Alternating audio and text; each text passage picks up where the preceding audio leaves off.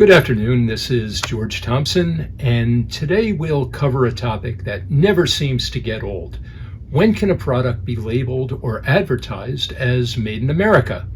In the first half of this year, already there have been 3 Federal Trade Commission enforcement actions against companies that didn't understand the rules, or at least didn't follow them, so it's an ongoing compliance challenge. With the government's established policy preference for domestically made products, I expect we will be seeing more misunderstandings as companies move production activities to the United States. So I thought a brief review would be timely. Jurisdiction over claims that articles are made in America or made in USA is given by statute to the Federal Trade Commission.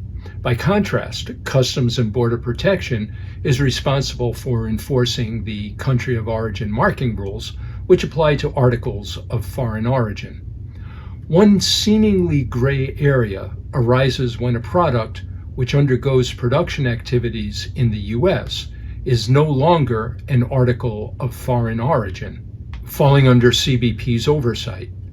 If it undergoes a substantial transformation in the United States, it is no longer considered to have foreign origin under CBP's rules. This does not mean, however, that it can now be labeled as Made in America. Instead, the Federal Trade Commission's very different standard will apply for that determination.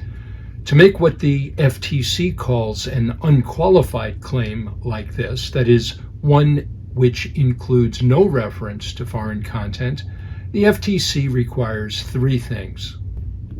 First, the final assembly or processing of the product must occur in the United States. Second, all significant processing that goes into the product occurs in the United States. And third, all or virtually all ingredients or components of the product are made and sourced in the United States. Therefore, a product with more than a small amount of foreign content, by importance as well as by value, will not meet this standard. Calling it Made in America is, in the FTC's view, false and misleading to consumers. The agency does allow use of qualified claims for products which are manufactured or assembled in the United States with foreign content. Statements that an article was made in this country must be accompanied by an immediately adjacent qualification that accurately conveys the extent to which the product contains foreign parts, ingredients, or components, as well as processing. Claims that a product is assembled in the United States are permissible only if that product is last substantially transformed in the U.S., its principal assembly takes place here, and the U.S. assembly operations are substantial. Unfortunately, there is no bright line to tell us when a product or process meets these criteria. A person making either a qualified or unqualified claim is expected to have a good faith basis for concluding that it meets the FTC's standards and to maintain records regarding the content and processing of its products. While there is some room for subjectivity as to whether a particular product meets the requirements, the FTC enforcement cases I mentioned at the outset show pretty serious disregard for compliance. The most recent one involved a company which markets clothing accessories such as belts and wallets. It made unqualified claims that the products were made in USA, even though some of the products were actually imported and others had substantial foreign content. In one particularly amusing example, the company imported belt straps from Taiwan, attached buckles to the straps in the United States, and labeled the finished products as Made in USA from global materials.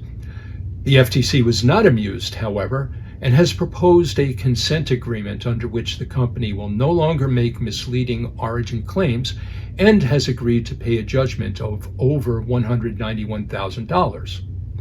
The second case involved parts and equipment for motorcycles, motocrosses, and all-terrain vehicles.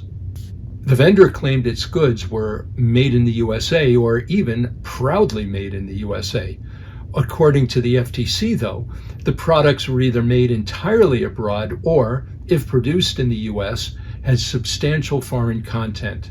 The FTC alleged that some merchandise was imported already labeled as made in the United States, an apparent violation of both CBP and FTC requirements.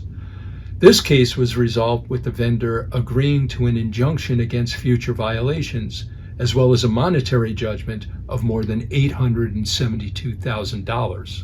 As these cases illustrate, the Federal Trade Commission will aggressively pursue claimed violations, particularly when they involve mislabeled foreign-made products. Now, come on. Claiming an imported product was made in the United States is inexcusable.